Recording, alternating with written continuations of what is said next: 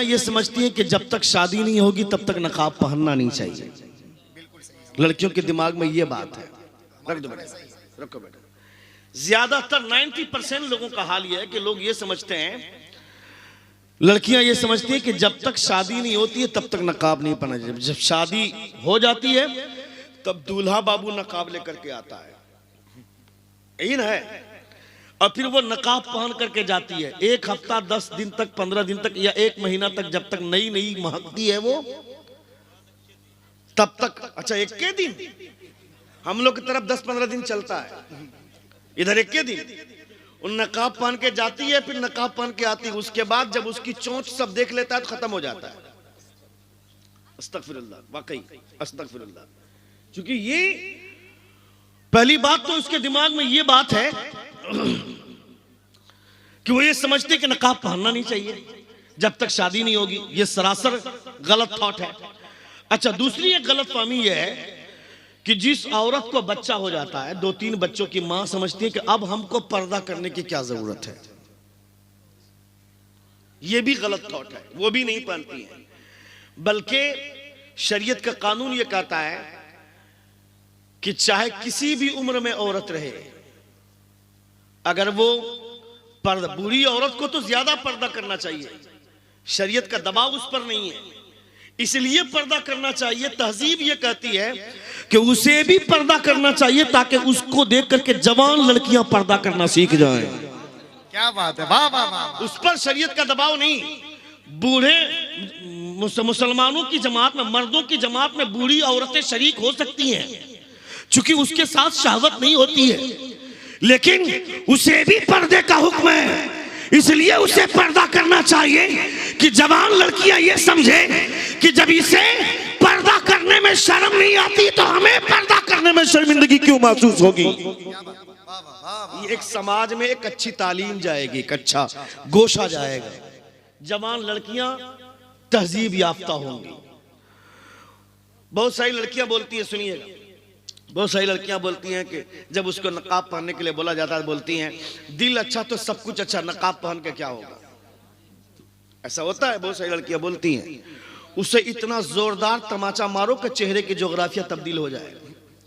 अगर कोई लड़की ऐसी बोलती है कि दिल अच्छा तो सब कुछ अच्छा। अभी कोडरमा की एक लड़की है, नुसरत नाम की लड़की है, सोशल मीडिया में धमाका किया। वो लड़की 5 वक्त नमाज पढ़ती थी, इब्राहिम साहब की बेटी। वो लड़की हिंदू के साथ 7 फेरे लगा करके वो अपना नाम वो निशा सिंह रख चुकी है। वो किसकी वजह से? मोबाइल की वजह से, गलत तहजीब की वजह से। मैं कहता हूं अपनी बेटी को बताओ, अपनी बेटी को डॉक्टर बाद में बनाना, हजरत फातिमा की कनीज पहले बना दो, ताकि तुम्हारी बेटी के दिमाग में ये बात बैठे कि डॉक्टर बनेंगे तो पैसा मिलेगा, मगर फातिमा की कनीज बनेंगे तो जन्नत में हिस्सा जरूर मिलेगा। अपनी बेटियों को तहजीब सिखाएं आप, वरना हालात इतने। क्यों, क्या जरूरत है जलसों में ले जाने की? क्यों लेके जाएंगे जलसे में? क्यों जाएगी जलसे में? क्यों जाएगी कव्वाली में? क्यों जाएगी उर्स में? क्या जरूरत है? वो मर्द जिस मर्द की बात उसकी बीवी नहीं मानती है, शरीयत के खिलाफ काम करती है, वो मर्द दयूस है जो अपनी बीवी को आजाद छोड़ता है। कयामत के दिन पूछे जाएंगे आप। इतना आसान मत समझिए, बीवी खाली घुमाने के लिए खुदा ने नहीं दी है। बीवी अल्लाह रब्बुल इज्जत ने दी है तो उसकी कद्र करते हुए उसे दीन की तालीम दीजिए, उसको तहजीब सिखाइए। कल कयामत के मैदान में अगर आप कहिएगा कि हम बच जाएंगे तो यही बीवियां आपके लिए शिकायत करेंगी, मौला कि ये इसके कपड़े साफ नहीं होते थे तो नाराज हो जाता था, इसको खाना टाइम पर नहीं देती थी तो नाराज हो जाता था, मगर नमाज नहीं पढ़ती थी तो ये टोकता तक नहीं था। मौला ये खुद नमाज पढ़कर तो जन्नती बन गया, मगर मैं आज जहन्नमी हूं तो मेरे शौहर की वजह से जहन्नमी बन गई हूं। उस वक्त तुम्हारे पास क्या जवाब होगा? इसलिए बीवी को नकाब पहनाइए, बेटी को नकाब पहनाइए, अपनी बहन को नकाब पहनाइए, ताकि समाज से मुस्तफ़ा जाने रहमत की बीवियों और मुस्तफ़ा की बेटियों की के कैरेक्टर की खुशबू मिले समाज में। समाज को ऐसी फिजाबंदी होनी चाहिए।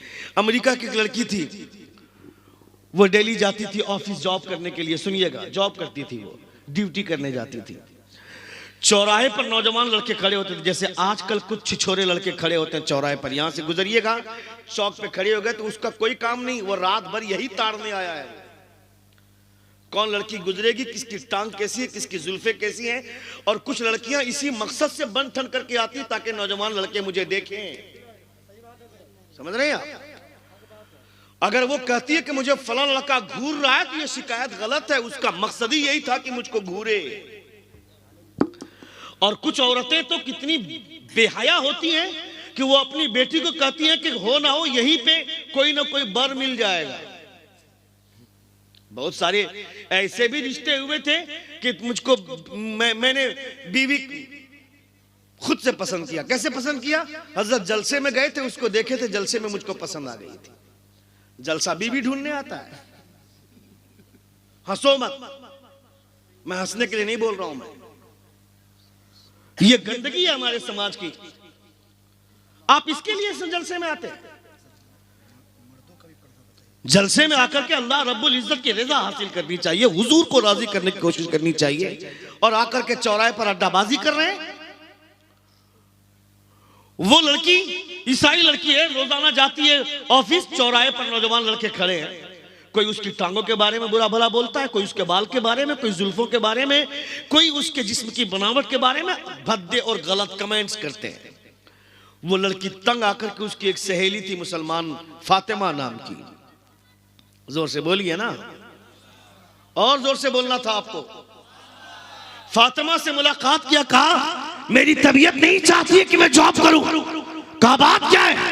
कहा मेरे दो छोटे छोटे भाई हैं, उसकी किफालत की जिम्मेदारी और मेरी बुरी माँ उसके पेट की जिम्मेदारी और दवाओं की जिम्मेदारी ने मेरे पांव में जंजीर डाल रखी है। मैं मजबूर हूँ जॉब करने के लिए, वरना तबीयत नहीं चाहती है। कहा बात क्या है, बोलो ना। कहा रोजाना जाती हूँ ऑफिस, चौराहे पर नौजवान लड़के खड़े रहते हैं, मुझे गलत और भद्दे कमेंट्स करते हैं। वो फातिमा नाम की लड़की बोलती है परेशान मत हो, ये मेरा नकाब लो, कल मेरा नकाब पहन करके ऑफिस जाना। जोर से बोलिए, क्या बात है, माशाअल्लाह। मेरा नकाब पहनकर ऑफिस जाना। फातिमा का नकाब पहनकर ईसाई लड़की जाने लगी।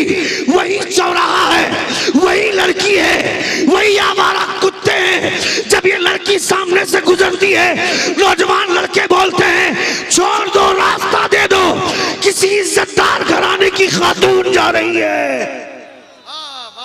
मजमे से नारा कब लगेगा?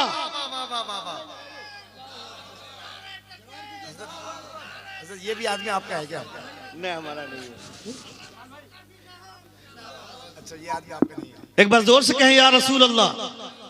आप खाली गुलाम रब्बानी की तकरीर नारा लगाते हैं।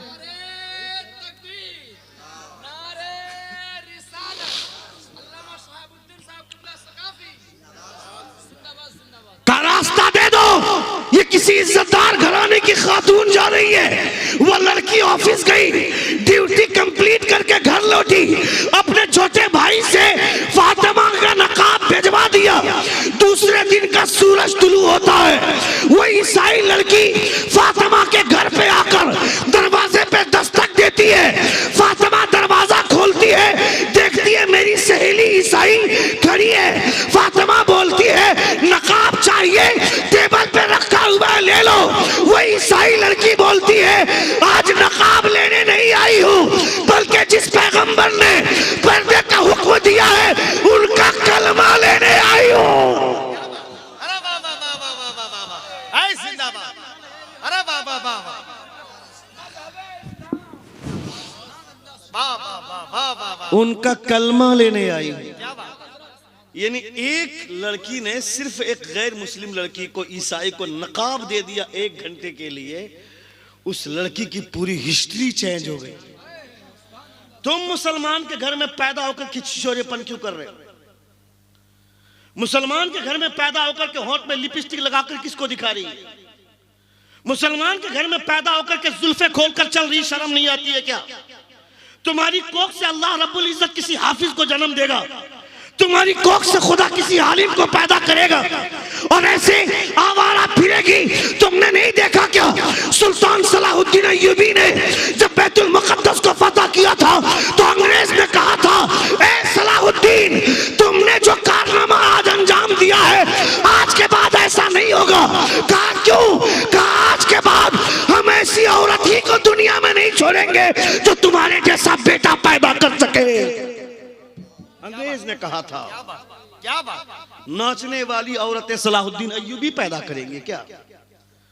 अपने जिस्म की नुमाइश करने वाली औरतें वो सलाहुद्दीन अय्यूबी जैसे लोग पैदा कर पाएंगे क्या? उसके घर से पैदा होने वाला शराबी होगा, जुआरी खेलेगा, 8 साल के उम्र में बच्चा पबजी खेलेगा, फ्री फायर खेलेगा, पिंडे पे बैठ करके वो पिंडा खराब करेगा, थूकेगा चप्पर चप्पर गुटखा खा करके, मगर उसको तौफीक नहीं होगी बैठ करके कुरान मुकद्दस की तिलावत करे। और तुमको लगेगा साल में 1 मर्तबा जलसा करवा देंगे और हम जन्नत में चले जाएंगे। पता चलेगा कयामत में। जलसा नाम के लिए करते हो, शोहरत पाने के लिए, दैट इज नॉट मैटर। वो नहीं है तो क्या हुआ? आप है ना, आप लोगों तक ये बात पहुंचाइए कि जलसे नाम के लिए नहीं, मुस्तफा को राजी करने के लिए किए जाते हैं। हुजूर को राजी करो, नबी राजी हो गए तो खुदा राजी हो गया। 77 को 1 घंटे की तकरीर से ज्यादा हो गई। बढ़िया लग रहा था। आना जाना जारी रहना चाहिए, समझ रहे हैं आप? चार्ज तो करना होगा ना आपको। एक बार जोर से कहें या रसूल अल्लाह, और एक बार कहें या हबीब अल्लाह। बातें अच्छी लग रही हैं? बातें अच्छी लग रही हैं? सुनिए शरीयत ने क्या कहा। ये इस्लाम है। इस्लाम यहां सिर्फ मर्दों के लिए पाबंदी नहीं है, औरतों के लिए भी पाबंदी है। अल्लाह फरमाता कुल लिल मुमिनीना यगुद्दू मिन अबसारिहिम व यहफज़ू फुरूजहुम। ए मेरे महबूब, say to the believer men to lower down their eyes and guard their private parts. This is purer for them. Allah is aware of what they do. खुदा फरमाता है मेरे महबूब, इन कलमा पढ़ने वालों से कह दें कि अपनी निगाह नीची रखें, अपनी शर्मगाह की हिफाजत करें। ये जो करते हैं खुदा जानता है। ये पर्दा सिर्फ मर्दों के लिए नहीं है, औरतों के लिए तो एक कदम आगे।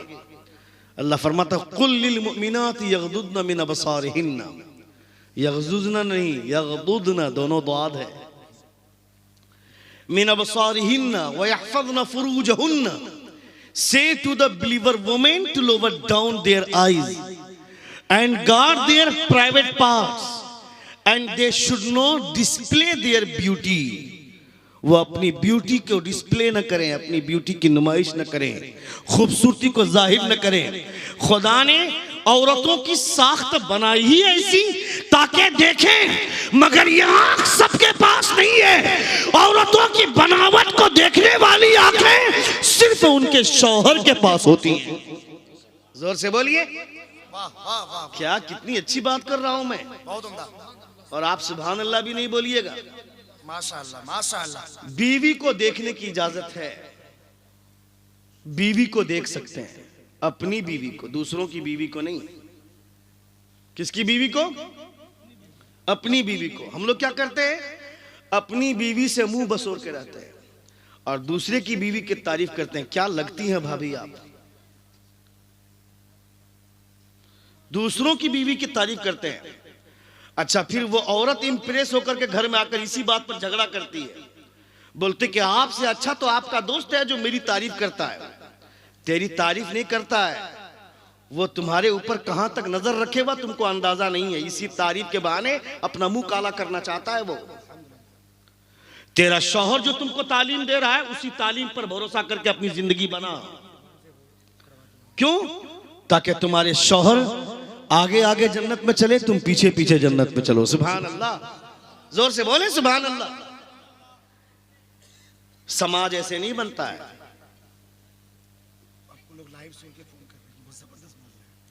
अच्छा, जोर से बोलिए। लोग लाइव सुन करके फोन कर रहे हैं कि बहुत अच्छा बोल रहे हैं। हमको इस लाइव से मतलब नहीं है, मैं तो उस लाइव पर नाज करूंगा कि मैं बोलूं यहां और फरिश्ते वहां से दादो तहसीन दे दें। सुभान अल्लाह। हम लोग पागल हैं, टिकटॉक में वीडियो बना करके सोचते हैं 2-4 कुत्ते मुझको फॉलो कर देंगे, लाइक कर देंगे तो मैं रातों रात स्टार बन जाऊंगी। उस बेहया लड़की को बता, रात में स्नैपचैट में बात करती है, वीडियो बनाकर टिकटॉक में पोस्ट करती है, इंस्टाग्राम में पोस्ट करती है और कहती है 2-4 कुत्ते मुझे लाइक कर दे। ए बेवकूफ, तेरी ब्यूटी को ये कुत्ते तो लाइक कर देंगे, इससे स्टार नहीं बन पाएगी। मगर जिस दिन तेरे सजदे को फरिश्तों ने लाइक कर दिया, मुस्तफा ने लाइक कर दिया, खुदा ने पसंद कर लिया, तो फिर तू कयामत के मैदान में फातिमा आगे आगे चलेगी, उनकी कनीज बनकर तू जन्नत में पीछे पीछे चलेगी। वाह वाह वाह, ऐ जोर से जमाल। वाह वाह वाह वाह वाह वाह वाह वाह वाह। या रसूल अल्लाह, जिंदाबाद सकाफी। लाइक कर दे, फॉलो कर दो, सब्सक्राइब कर दो। लगता है कि यही सब जन्नत का हथियार है। सब्सक्राइब कर दो, जन्नत चले जाएंगे। किसने कह दिया? सब्सक्राइब करोगे पैसा मिलेगा, तादाद बढ़ेगी सब्सक्राइबर की, मगर इससे बहुत बड़ी उन्नति नहीं होने वाली। उन्नति तब होगी जब आपका सुभान अल्लाह बोलना खुदा पसंद फरमा ले, आपका जलसों में बैठना हुजूर पसंद फरमा ले। और याद रखें, जिस दिन मुस्तफा ने एक मर्तबा पलट कर आपको देख लिया मोहब्बत से, उस दिन आपकी जिंदगी और आखिरत दोनों ताबनाक हो जाएगी। इसलिए हुजूर की महफिल में बैठ करके सीखने की कोशिश करनी चाहिए। अपनी बेटी को सिखाइए। कभी ऐसा हुआ है आपको, आपके साथ, कि आप घर में चुप मायो चुप न गए? सुनिए सुनिए, आप कभी आपके साथ ऐसा हुआ कि आप घर में खाना खाने के लिए बैठे हैं और आपके सर पे टोपी नहीं है और आपका बेटा ला करके टोपी पहना कर कह रहा, अब्बू टोपी पहन लीजिए, टोपी पहनकर खाना खाना हुजूर की सुन्नत है। कभी ऐसा हुआ आपके घर में? कोई एक आदमी ऐसा बोले, किसी कभी ऐसा हुआ है? नहीं हुआ है। क्यों होगा? हमने कभी कोशिश ही नहीं की ना। मैं मिंबर रसूल पर बैठकर बोलता हूं, कसम खुदा की, अल्लाह रब्बुल इज्जत की कसम, मैं घर में खाना खाने के लिए बैठता हूं, अगर मैं गलती से कभी भूल जाऊं टोपी सर पर रखना, तो मेरा बेटा ला करके टोपी सर पर रखता, अब्बू टोपी आप भूल गए थे। ये ऐसे नहीं बनता है। दीन का माहौल, इस्लामियात का माहौल अपने घर के आंगन से बनता है। चौक और चौराहे पर दूसरों के बारे में 4 घंटा जो बात करते हैं वो छोड़ दो, अपने घर के बारे में हर आदमी 5 मिनट सोचो। हर आदमी अगर 5 मिनट अपने घर के बारे में सोच लेगा तो मैं समझता हूं पूरी दुनिया के लोग संवर जाएंगे। लेकिन हम दूसरों के बारे में बात करते हैं, अपने बारे में बात नहीं करते हैं। उसकी बेटी उसके साथ भाग गई, इसकी खबर है, मगर मेरी बेटी रात भर किसके साथ बात करती है इसकी परवाह हमको नहीं है। दूसरों की बेटियों के बारे में सोचने से पहले अपनी बेटी के बारे में सोचें ना आप, क्योंकि आपकी बेटी के हाथ में भी मोबाइल है। मोबाइल की वजह से दुनिया बर्बाद हो रही है, मोबाइल की वजह से लड़कियां खराब हो रही हैं। तुमने अगर अपनी बेटी के हाथ में मोबाइल दिया है तो कभी कभी अचानक उसका मोबाइल लेकर के उसको चेक करना चाहिए कि मोबाइल अगर पढ़ने के लिए दिया है तो स्नैपचैट में अकाउंट क्यों है उसका, उसके मोबाइल में टिकटॉक क्या कर रहा है, उसके मोबाइल में इंस्टाग्राम क्या कर रहा है, उसके मोबाइल में फेसबुक क्या कर रहा है, उसके मोबाइल में ट्विटर क्या कर रहा है। वो पढ़ने के लिए लिया है ना, ये सब क्यों है। कभी कभी उसके व्हाट्सएप हिस्ट्री लेनी चाहिए निकालकर। कभी कभी क्या बोलते हैं वहां जहां पे सारे कॉल रिकॉर्ड होते हैं, कस्टमर केयर, उसको जो कॉल सेंटर जहां पे वो सारे डाटा होते हैं, नाम बोल रहा हूं मैं, क्या सेंटर उसको बोलते हैं। कभी कभी वहां से वो लिस्ट निकालनी चाहिए कि ये नंबर मेरी बेटी के पास है, इस नंबर से कहां कहां कॉल जा रहा है, किस किस के पास जा रहा है। इसे शक करना नहीं बोलते हैं, इसे केयर करना बोलते हैं। बेटी पे शक न करो, बेटी का केयर करो। तुम आज अगर उसको केयर करोगे तो आने वाले वक्त में कहीं ऐसा ना हो कि तुम्हारी मोछ उतर जाए, तुम्हारी पगड़ी उतर जाए। उससे बेहतर है कि उस पर आज पाबंदी डालो, उस पर आज नजर रखो, ताकि जिस तरह आज सीना तान कर चल रहे हो, कल भी तुम सीना तान करके समाज में चल सको। सीना तान कर चलने के लिए बेटी का किरदार अच्छा होना जरूरी है, बेटी का कैरेक्टर साफ सुथरा होना जरूरी है। मेरी बेटी डॉक्टर बनने जा रही है और डॉक्टर की डिग्री लेने से पहले 4 बार बच्चे गिरवाए, तो मैं अपनी बेटी को जाहिल रखना गवारा कर सकता हूं, डॉक्टर की डिग्री लेना गवारा नहीं कर सकता हूं। मेरी बेटी जाहिल रहे और मैं उस इल्म को थूकता हूं जो इल्म दुनिया के लालचदारी में मैं मुमाइल करके उसकी इज्जत के साथ खिलवाड़ करता हूं। मुझे वैसा इल्म नहीं चाहिए, मुझे ऐसा इल्म चाहिए जो सूखी रोटियां खाकर गुजारा करना सिखाता हो, मगर मुस्तफा की सुन्नत के खिलाफ वर्जी कभी गवारा न करने देते हो। ऐसे शरीयत और ऐसा इल्म मुस्तफा जान रहमत का दिया हुआ इल्म है, हुजूर का दिया हुआ। बहुत खूबसूरत है। अपनी बेटियों को बताइए कि सूखी रोटी खाकर गुजारा कर लेना। ये क्या है? एक लड़का रिचार्ज कर दिया मोबाइल में तो उसी को दिल दे दिया। तेरा दिल है कि आलू बैगन है? रिचार्ज कर देने के चक्कर में दिल दे दी। कोई लड़का मोबाइल फोन दिलवा दिया तो तुम घर में झगड़ा करो कि वो हमको बहुत मानता है, मोबाइल फोन दिया, वो तेरी इज्जत के साथ खेलेगा, वो उसके झांसे में आती है। इसी बारसोई के इलाके में एक जगह है शीतल मुनि, जानते हैं आप? शीतल मुनि जानते हैं? कितने लोग जानते हैं शीतल मुनि की? शीतल मनी। लॉकडाउन से पहले मैं शीतल मनी गया था एक प्रोग्राम में। बोल दूं कि रोक दूं? बोल दूं? कितने लोग सुनना चाहते हैं? आपके बाद किसी की तकरीर?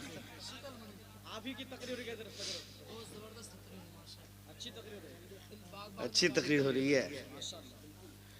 एक बार जोर से कहें या रसूल अल्लाह, और एक बार कहें या हबीब अल्लाह। आखिरी बात मेरी सुन ले, चूंकि मुझे निकलना भी है। मैंने इसीलिए माजरत चाहिए थी कि मुझको पहले बुलवा दीजिए। अली भाई से बहुत जिद किया था मैं, इन्होंने बहुत कोशिश की, मगर चलिए जो भी हुआ, राजनीति हुई, सियासत हुई, चाहे जो भी हुआ, खैर मैं उसको केयर नहीं करता हूँ। मैं इतना जानता हूँ कि हुजूर की महफिल है, मुस्तफ़ा जब चाहेंगे बुलवा लेंगे। सुभान अल्लाह। अल्लाह रब्बुल इज़्ज़त की मर्जी के बिना कुछ नहीं, हम क्या करेंगे। मजबूरी अल्लामा गुलाम रब्बानी साहब के पास भी थी, मेरे साथ भी थी, लेकिन अब चलिए कोई बात नहीं। आप सुन रहे हैं, मुझको इसकी परवाह नहीं है कि मेरे साथ वक्त की ताखीर हो रही है, मैं पहुंच पाऊं कि नहीं पहुंच पाऊंगा, उसकी परवाह नहीं है, लेकिन आप सुन रहे हैं, मुझे इसकी खुशी है। सुभान अल्लाह। जोर से बोले सुभान अल्लाह। एक बार पूरा मजमा हाथों को फिजा में लहरा कर कहें या रसूल अल्लाह, और एक बार कहें या हबीब अल्लाह। सुनिए शीतल मनी सुनिए, ये बात सुन लीजिए आप, काम की चीज है। शीतल मनी में गया था जलसे में। कहां जा रहे हैं भाई साहब? हेलो, वो बच्चा दे दीजिए ना उसकी मां को। नहीं आई है? अच्छा, मां नहीं है। आप अहमदाबाद से आए हैं? कटिहार में अहमदाबाद है। अच्छा, कटिहार में अहमदाबाद है। अच्छा, मैं अहमदाबाद गुजरात समझा था, वो अमित शाह वाला गुजरात समझा था मैं। अहमदाबाद है इधर, नहीं वो अहमदाबाद है, अहमदाबाद। खैर, आप सुन रहे हैं, बच्चे को गोद में लेकर के सुन रहे हैं, बहुत अच्छा सुन रहे हैं, कोई बात नहीं, बहुत अच्छे आदमी। एक बात सुन लिया, शीतल मनी मैं वहां गया था जलसा में, 2 रोजा जलसा था, 2 शब में मैं मुझको रहना था। जलसे के जो सेक्रेटरी थे जाहिद भाई, वो मुझे अपने घर ले गए। उनके घर गया था चाय पीने के लिए। एक बड़ी इंटरेस्टिंग चीज मुझे मालूम हुई, सुनिएगा। ये उनके घर की बात है, लेकिन बात मुझे बड़ी अच्छी लगी, इसलिए मैं तकरीर में शेयर कर रहा हूं, वरना घर की बात नहीं बोलनी चाहिए। सुनिए, ताकि आप इससे सीखें, आप इबरत लें। आप उन्होंने कहा कि हजरत, अभी जो गुजरी मेरी बेटी है, मैंने चेहरा सही से नहीं देखा उसका, सामने से गुजरी, और उसके बाद जस्ट थोड़ी देर बाद कमरे से बाहर निकला, बोला ये मेरा दामाद है। मैंने कहा बहुत अच्छी बात है, माशाल्लाह। बोला हजरत ये मैं इसलिए बता रहा हूँ कि इसके पीछे एक कहानी है। मैंने कहा क्या कहानी है? उन्होंने कहा सुनिएगा। वो कहे हजरत, जब मेरी बेटी, मेरा दामाद जो है वो सऊदी में रहता है, वो लड़का हाफिज है। जोर से बोलना था ना, मेरा दामाद हाफिज है। वो कितनी खुशी के साथ बयान करके कहा कि मेरा दामाद हाफिज है।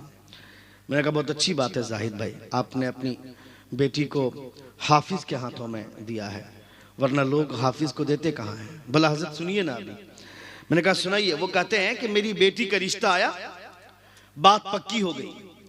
शाम के वक्त में एक लड़का आता है और वो बोलता है कि मैं 3 साल से आपकी लड़की को पसंद कर रहा हूं, आपने दूसरी जगह शादी क्यों उसकी फिक्स कर दी? 3 साल हो गए, मैं आपकी बेटी को चाहता हूं।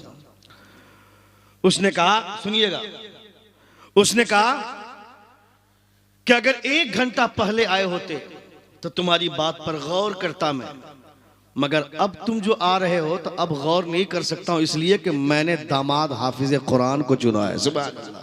जोर से। मैंने जिस लड़की के साथ रिश्ता तय किया है वो लड़का हाफिज कुरान है, लेकिन फिर भी तुम बोलते हो। तो एक मर्तबा मैं अपनी बेटी को पूछकर देखता हूं। जब मैंने अपनी बेटी से पूछा, कहा बेटी फला लड़का बोलता है कि वो तुम्हें चाहता है, बताओ तुम्हारी क्या राय है? वो लड़की बोलती है, अब्बू जान इधर से ऐसा कोई मामला नहीं है, वो पसंद करता होगा तो होगा, लेकिन मैं ऐसे इस काम में मुलविस नहीं हूँ, अभी तो मुलविस नहीं हूँ। और अगर उससे प्यार करती भी तो ऐसे हजारों प्यार को मैं लात मार देती जब मेरे निकाह में खुदा शौहर के रूप में हाफिज कुरान देता। अरे वाह वाह वाह वाह वाह। जोर से बोलिए, जोर से बोलिए। माशाअल्लाह, वाह वाह वाह वाह। या रसूल अल्लाह जिंदाबाद। अगर हाफिज कुरान जैसा शौहर मिल जाए तो ऐसे हजारों प्यार को ठुकरा सकती हूं मैं, लेकिन ऐसा कोई मामला नहीं। वो मुझे पसंद करता होगा, मैं नहीं जानती, लेकिन मैं उसे पसंद नहीं करता। अगर पसंद भी कर रही होती तो हाफिज कुरान के आगे कोई नहीं है। जोर से बोलिए ना सुभान अल्लाह। तुमने अपनी बेटी को आजादी सिखाई तो रिजल्ट क्या निकला? लड़कियों को जब आज पूछा जाता है क्या बोलती है? दाढ़ी वाले से शादी नहीं करेंगे हम। किससे करेगी शादी? दरछिल्ला से, मुचमुंडा से, उससे शादी करेगी वो, ताकि बिग बाजार घुमाए, ताकि मेला घुमाए, जलसा सुनाने के नाम पर वो मेले ठेले घुमाए, मुर्स में जाकर के बाजार घुमाए। इस ख्याल से वो दाढ़ी वाले से शादी नहीं करना चाहती। मैं तुमसे कहना चाहता हूं, अगर तुम्हें कोई अच्छी लड़की चाहिए, कोई अच्छे किरदार और अच्छे कैरेक्टर की लड़की चाहिए, तो शादी से 4 महीना पहले दाढ़ी रख लो, इसलिए कि दाढ़ी वाले को हर लड़की पसंद नहीं करेगी। वो लड़की पसंद करेगी जिसके सामने फातिमा का कैरेक्टर होगा, जिसके सामने हज़रत आयशा सिद्दीक़ा रज़ियल्लाहु ताला अन्हा का किरदार होगा। क्योंकि हजरत फातिमा के शौहर के चेहरे पर दाढ़ी है, हजरत आयशा सिद्दीक़ा रज़ियल्लाहु ताला अन्हा के चेहरे, शौहर के चेहरे पर दाढ़ी है, हजरत खदीजतुल कुबरा रज़ियल्लाहु ताला अन्हा के शौहर के चेहरे पर दाढ़ी है। हुजूर के चेहरे पर दाढ़ी शरीफ है, और हुजूर के चेहरे से ज्यादा बेहतर किसी का चेहरा ही नहीं है। जोर से बोलो ना भाई। खाली तकरीर सुनोगे बोलिए और आधा घंटा बोलिए सुभान अल्लाह नहीं बोलते हो, बोलिए जोर से सुभान अल्लाह। और एक बार कहें या रसूल अल्लाह। अच्छा ये भी बात है कि आपके काम की बात होगी सुभान अल्लाह बोलिएगा, आपके खिलाफ बोलूंगा सुभान अल्लाह नहीं बोलिएगा। ये सब सोचकर अगर हम तकरीर करने लगे फिर तो तकरीरें नहीं होगी। नमाज पे बोलेंगे तो बेनमाजी को लगेगा हमको टारगेट कर रहा है, रोजा पे बोलेंगे तो जो रोजदार है उसको लगेगा हमको टारगेट कर रहा है, शराब पे बोलेंगे शराबी बोलेगा हमको टारगेट कर रहा है, जुआ पे बोलेंगे जुआरी को लगेगा हमको टारगेट कर रहा है, दलमुंडा पे बोलेंगे लगेगा हम, तो फिर तकरीर करेंगे किस पर? मतलब यहां आकर के बैठे और तुमको जन्नत पहुंचाएं, जैसे जन्नत मेरे बाप ने बनाई है। मैं खुद जन्नत में जाऊंगा उसकी कोई गारंटी नहीं है, और तुमको कह दूं कि तुम जन्नत में चले जाओगे। पीर साहब आते हैं तलवा चाटते हैं कि पीर साहब जन्नत में, उस पीर साहब से पूछना कि वो जाएगा जन्नत में? गारंटी है? कोई पीर कह सकता है कि जन्नत में गारंटी के साथ जाएंगे? कोई गारंटी के साथ नहीं कर सकता है। गारंटी के साथ वो कर सकता है जिनको गारंटी जन्नत की मुस्तफा ने दी है। उधर की आवाज सुन रहे हैं ना? सीमांचल में इतने उलमा है कि पूरे भारत को संभाले हुए, इतने उलमा सीमांचल में पाए जाते हैं। मगर यहां से वहां तक एक नजर उठा करके देख लीजिए कितनी औरतों ने निकाब पहना है। ये मुसलमानों की बीवियां हैं ना, मुसलमानों की बेटियां, मुसलमानों की बहनें, बड़ा पैगाम है। कितनी औरतों ने निकाब पहना है बताइए आप? कितनी औरतों ने हिजाब पहना है? बाहर निकलिए बाजार में तो मर्द से ज्यादा औरतें रास्ते पे नजर आती हैं। किसने ये गंदगी फैलाई? और फिर तुमको लगता है कि एक मर्तबा सुभान अल्लाह बोल दे जन्नत मिल जाएगी। तेरे बाप की जन्नत है क्या? किसने कहा? किसने कह दिया कि अपनी बीवी को खुलेआम बाजार में जिस्म की नुमाइश करवाना, जुल्फों की नुमाइश करवाना, और तुम जलसों में बैठकर एक मर्तबा सुभान अल्लाह बोल दोगे जन्नत में चले जाओगे? जिसकी बीवी अपनी जुल्फों की नुमाइश करती है, हुस्न की नुमाइश करती है, जिसके पायल की आवाज़ गैर महरम मर्द सुनते हैं, खुदा उस मर्द की और दुआ को कभी कबूल नहीं फरमाता। और कितनी आवाजें आ रही हैं, आप सुन रहे हैं?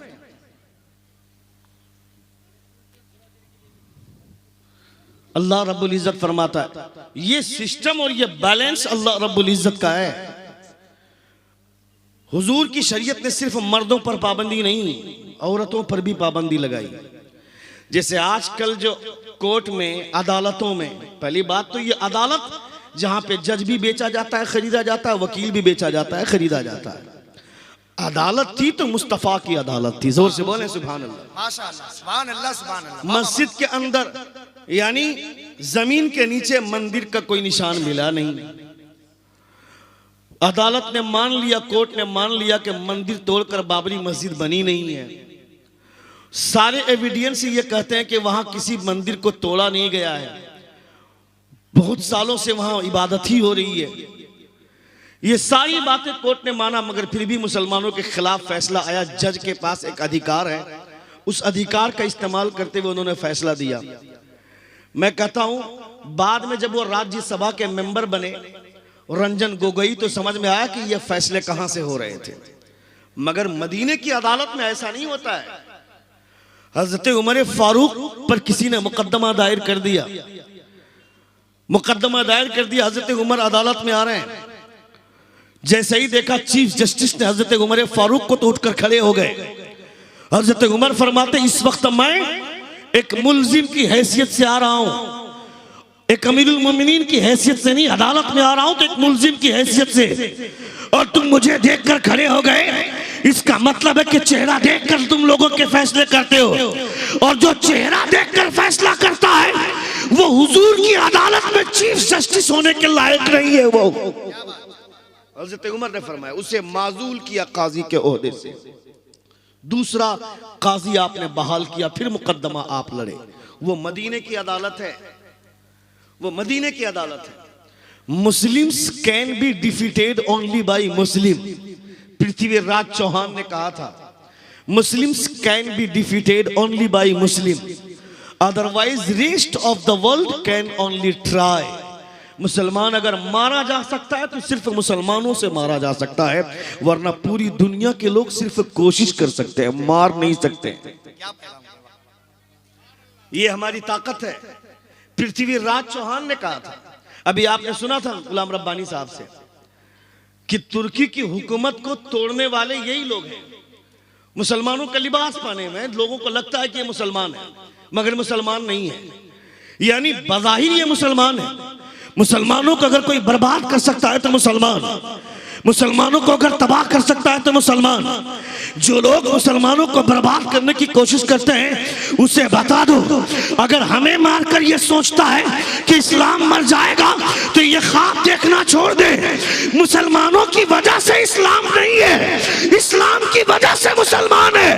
मुसलमान रहे न रहे, इस्लाम जिंदाबाद था, इस्लाम जिंदाबाद है, और क़यामत तक इस्लाम जिंदाबाद रहेगा। अरे जोर से दीवानों मोहब्बत के साथ नारे रिसालत, मज़हबे इस्लाम, पैगामे इस्लाम। इस्लाम की फितरत में कुदरत ने लचक दी है, जितना ही दबाओगे उतना ही ये उभरेगा। इसकी हैसियत अलग है। क्या बात? तुम रहो न रहो, हम रहे न रहे, मगर इस्लाम रहेगा।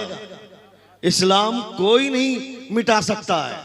इन्ना नहनु नज़्ज़लना ज़िक्र व इन्ना लहु लहाफ़िज़ून।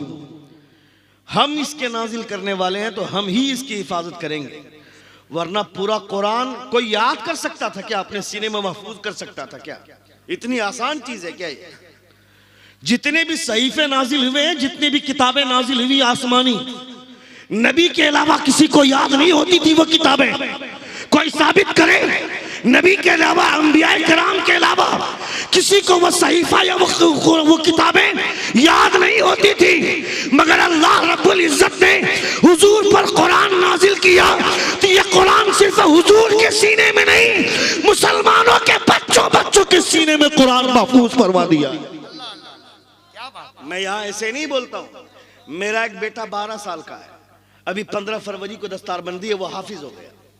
मेरी एक बेटी 11 साल की है, वो हाफिज हो गई, उसकी भी दस्तारबंदी है, उसको भी रिदा मिलेगी 15 फरवरी। माशाअल्लाह, मुबारक हो, मुबारक हो। वाह वाह वाह, जोर से बोलना था सुभान अल्लाह। सुभान अल्लाह। तुम्हारे बच्चे पबजी खेलेंगे, तुम्हारे बच्चे फ्री फायर खेलेंगे, मेला ठेला में पोंपों बजा के घूमेगा तुम्हारा बच्चा, और मौलवी का बच्चा मदरसे में पढ़ेगा। अमीर आदमी है ना, ए बाबू ए बैठ जाओ तुम, और बैठे बैठे उलमाए कराम को चाय दे और बोलू 5 मिनट बोलते रहूं। हाँ, तो ये जो आप लोग सोचते हैं कि खाली खतीब शायर को इनाम नहीं देना चाहिए, खतीब को इनाम नहीं देना चाहिए, थोड़ा डिस्टर्ब करते हैं ना आप। कभी कभी खतीब को भी इनाम देना चाहिए, क्यों नहीं देते आप? देना चाहिए। मैं कोशिश कर रहा हूं पहले। किस बुनियाद पर देना चाहिए? ताकि आने वाले दिनों में आपके बच्चे सीखें कि आलिमों को इनाम देना चाहिए। सुभान अल्लाह, अल्लाह सलामत रखे। एक बार जोर से बोले या रसूलुल्लाह। ए बाबू ए, नहीं मांगूंगा इनाम, बैठो चुपचाप।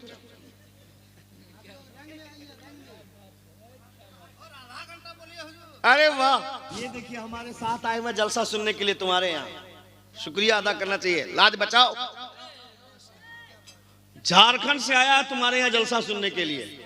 उन्होंने कहा कि हजरत आप जा रहे हैं, ये डॉक्टर हैं, आते आ रहे थे तो रास्ते में कई पेशेंट का फोन आया इनके पास।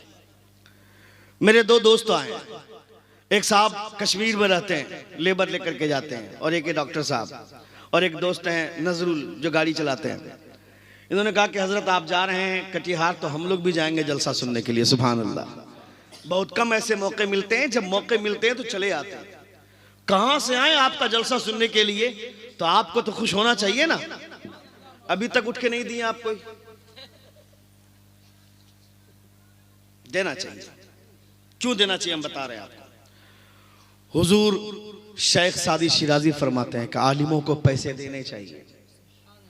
आलिमों को पैसे दोगे तो आलिमों के पैसे देने की वजह से फायदा यह होगा कि उस पैसे से वो ताश का पत्ता नहीं खरीदेगा, वो शराब की भट्टी पे नहीं बैठ करके वो शराब नहीं पिएगा, वो उस पैसे को या तो कुछ खरीद कर वो खाएगा जिससे खून बनेगा, जिससे एनर्जी आएगी, या फिर कोई किताब खरीद कर उसका मुताला करेगा। उसका फायदा यह होगा कि वो उस किताब को पढ़कर जो लोगों के सामने बोलेगा, किसी एक ने भी अमल कर लिया तो खुदा जो सवाब उसे अता फरमाएगा, तुम्हें भी अता फरमाएगा। ये फायदा। मगर ये बात बोलेगा कौन? हम अगर ये चुप न के माए, ये उड़िया है क्या? हाँ,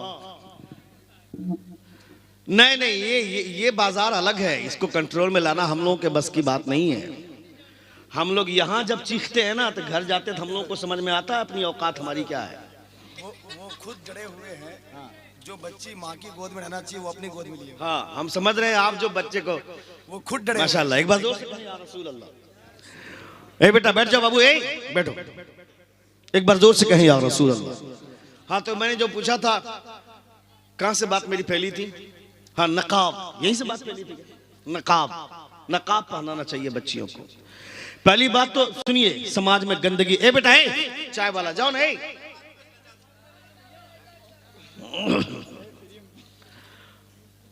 बहुत सारी बातें हैं, लोग सुनना चाहते, बोलिए। आप नहीं छोड़ पाइएगा हमको, हम जान रहे हैं। सुनिए पहले आप, एक बार जोर से कहें या रसूल अल्लाह। सब चूंकि जन्नत की गारंटी वो देंगे जो जन्नत के मालिक हैं, और जन्नत के मालिक मेरे मुस्तफा हैं। पीर साहब, मेरी माँ से हम नाराज हैं, शादी हुई अलग हो गए, अपनी बीवी के साथ कटिहार में जाकर के रूम लेकर के रहते हैं, सुबह शाम उसको बिरयानी खिलाते हैं, मुरादाबादी, रान पीस, लेग पीस। और फिर अब मेरी माँ ने सुबह का नाश्ता किया कि नहीं, दोपहर का लंच, रात का डिनर, कोई खबर नहीं है। और साल में एक मर्तबा मोहल्ले में पीर साहब आ गए, तलवा चाटने लगे कि पीर साहब जन्नत दिला देंगे। खबरदार, जिंदगी भर पीर का तलवा चाटता रहेगा, जन्नत क्या, जन्नत की खुशबू भी मिलने वाली नहीं है अगर तुम्हारी माँ तुमसे नाराज है। इसलिए कि हुजूर ये नहीं कहते हैं कि जन्नत पीर के कदमों के नीचे है। मुस्तफा कहते हैं जन्नत पीर के कदमों के नीचे नहीं, तुम्हारी माँ के कदमों के नीचे तुम्हारी जन्नत है। तुम्हारी माँ के कदमों के नीचे तुम्हारी जन्नत है। जिंदगी ने फिर कभी वफा की तो इंशाअल्लाह ताला गुफ्तगू होगी। हमारे बोलने में या आपके सुनने में कोई गलती हुई हो, सभी हजरात हमारे साथ मिलकर बावाज़ बुलंद तौबा इस्तग़फ़ार पढ़ें। अस्तग़फ़िरुल्लाह रब्बी मिन कुल्लि ज़ंबिन व अतूबु इलैह। जोर से कलमा शहादत पढ़िए, अशहदु अल्ला इलाहा इल्लल्लाह व अशहदु अन्ना मुहम्मदन अब्दुहु व रसूलुहु। अस्सलामु अलैकुम व रहमतुल्लाहि तआला व बरकातुहू। बातें अच्छी लगी? एक सवाल का जवाब आज सुन लीजिए, दूसरा सवाल फिर कभी किसी मौके से सुनिएगा। जो मैंने कहा था कि जब इंसान मर जाता है तो वो नेकी और बदी लिखने वाले फरिश्ते कहाँ जाते हैं? ये एक सवाल है। दूसरा सवाल हजरत इमाम आदम अबू हनीफा ने पूछा गया था, खुदा की वो कौन सी नीमत है जिसका शुक्रिया न अदा करने की वजह से ईमान के चले जाने का अंदेशा है? कौन वाला पहले सुनिएगा? दोनों ने बताएंगे, दोनों ने बताएंगे। एक तो बताएंगे, एक तो बाद में बताएंगे। तो दो तकरीर हो गई। हाँ, वाखिर दवाना के बाद दूसरी हाँ, वाखिर दवाना के बाद एक तकरीर और हो रही है। एक तो बताऊंगा, कौन तो सुनिएगा? पहले बोलिए। दोनों ने बताएंगे। दूसरा एक तो जवाब देंगे, दूसरा वाला पूर्णिया हम बताएंगे।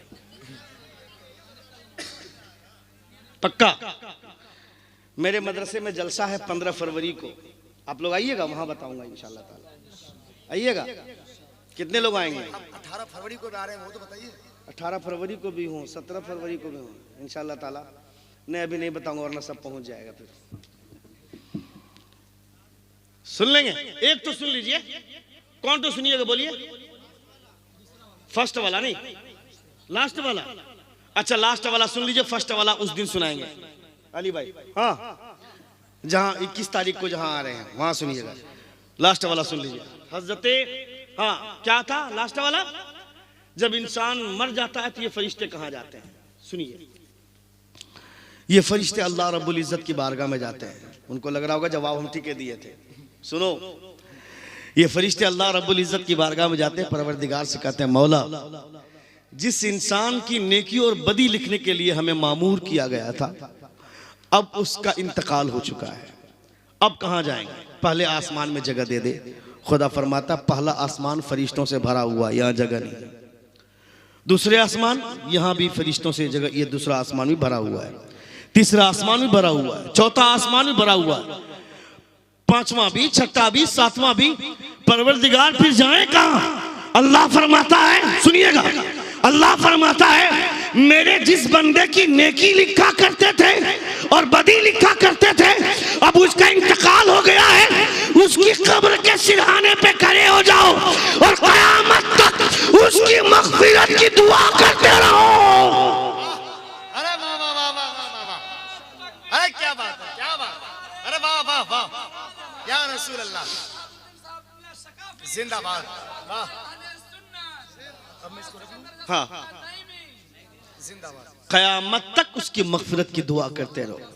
ये कंप्यूटर भरा हुआ है, हम लोग रट रट के नहीं आते हैं, ये मुताले के चबूतरे पर बैठकर हम लोग बोलते हैं, समझ रहे हैं आप? नहीं नहीं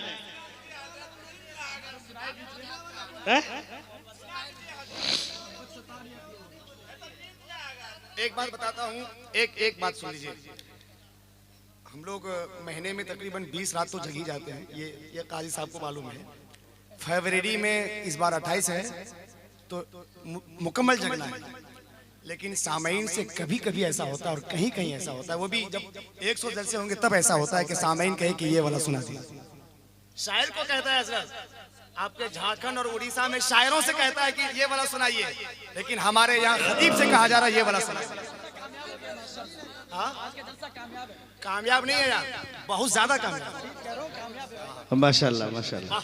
एक बार जोर से कहें या रसूल अल्लाह, और एक बार कहें या हबीब अल्लाह। और एक बात सुनिए। अच्छा सुनिए, एक तो काम कर दीजिए। मेरे मदरसे में 15 फरवरी को जलसा है, 24 बच्चों की फरागत है। कोई एक आदमी एक तो पगड़ी की कीमत दे दे हमको मेरे मदरसे के लिए, तो बता दूंगा मैं। एक तो पगड़ी कितना होगा उसका? 500 रुपया होगा। हाँ बस 500 रुपया मैं ही दे मास्टर साहब आ रहा है, आने दीजिए ना, वो मदरसे के लिए मैं ले रहा हूँ। गुलाम रब्बानी साहब हैं। सुभान अल्लाह। इसको अलग से रखिए, ये मदरसे के लिए। मैं ये अखलाकुर रहमान साहब हैं, इंडियन रेलवे। माशाअल्लाह अखलाक भाई, अल्लाह सलामत रखे, बहुत खूब, सारे लोग अच्छे हैं। ये मैं सिर्फ आपको बेदार करने के लिए, अब चूंकि हम लोग सफर में रहते हैं ज्यादातर, ये ताकि कमेटी वालों को बोल सकूं कि देखो कहां से तुम्हारे मदरसे के लिए चंदा लेकर के आया, 500 रुपया लेकर के जाके दे दूंगा मैं इंशाअल्लाह ताला। सुन लीजिए आप, क्या था सवाल? या रसूलुल्लाह बोलिएगा तो याद आ जाएगा, याद रहता है। ये सब हम लोग का आइडिया है तुम लोग को बेदार रखने का। सुनो, हजरत इमाम आदम अबू हनीफा रदियल्लाहु ताला अन्हु से सवाल हुआ था कि खुदा की वो नियमत कौन सी है जिसका शुक्रिया न अदा करने की वजह से ईमान के चले जाने का अंदेशा होता है, खतरा रहता है। हजरत इमाम आदम अबू हनीफा जवाब देते हैं, सुनिए। हजरत इमाम आदम अबू हनीफा फरमाते हैं, क्योंकि हम लोग क्या करते हैं, बेटा मिल गया तो शुक्रिया अदा किया, बेटी घर में पैदा हुई शुक्रिया अदा किया, जिसको 4 बेटा हुआ तो बेटी की ख्वाहिश में रहता है, बेटी पैदा हुई शुक्रिया अदा करता है, जिसको 3 बेटी हो गई उसके बाद चौथा बच्चा हुआ बेटे की सूरत में तो शुक्रिया अदा करते हैं, नौकरी लग गई शुक्रिया अदा किए, शादी हो गई शुक्रिया अदा किए। मगर एक चीज की कमी हमारे अंदर जो है, उस चीज का हम शुक्रिया नहीं अदा करते, वो बहुत बड़ी दौलत है। हजरत इमाम आदम हनीफा फरमाते हैं, जैसे जवाब दूंगा जोर से सुभान अल्लाह बोलिएगा। हजरत इमाम आदम हनीफा फरमाते हैं कि अल्लाह रब्बुल इज्जत की नेमतों में सबसे बड़ी नेमत मुस्तफा जाने रहमत का कलमा नसीब होना है, हुजूर पर ईमान, ये खुदा की सबसे बड़ी नेमत है। जब तमाम चीजों का शुक्रिया अदा करते हो तो ये भी शुक्रिया अदा करना कि मौला तेरा शुक्र है तुमने हमें मुस्तफा की गुलामी दे दी, मुस्तफा का कलमा दिया, हुजूर की शरीयत दे दी, क्या बात, इसका शुक्रिया अदा करना चाहिए। ये इतनी बड़ी नेमत है कि इसका शुक्रिया न अदा करने की वजह से ये नेमत कहीं हाथ से निकल ना जाए, ये नेमत चली ना जाए। अच्छी लगी बात? इंशाअल्लाह ताला बाकी बातें 21 तारीख को आऊंगा तो इंशाअल्लाह ताला बताऊंगा। जब मस्जिद नबवी की तामीर हो रही थी तो एक सहाबी 2 ईंट लेकर के जा रहे थे हर बार अपने हाथ में, और ये कहते हुए जाते थे, एक ईंट मेरी तरफ से, एक ईंट मुस्तफा की तरफ से। उस सहाबी का नाम इंशाअल्लाह ताला 21 तारीख को बताऊंगा। ये खड़े होकर सलाम। अच्छा